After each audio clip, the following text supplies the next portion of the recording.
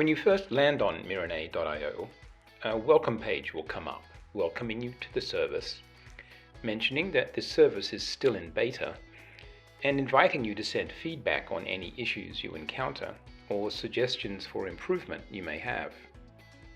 You can click on the Show Me How on the welcome page to start a walkthrough tour of the features. And you can rerun this tutorial tour via the Help page anytime you need a refresh. But for now, let's just jump straight into the service.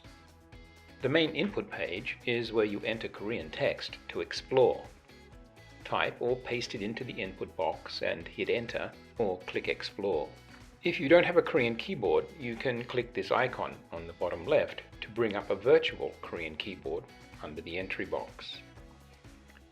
If you're in a hurry to try the service out, click on the Try One of These drop-down and pick from a set of interesting example sentences to explore.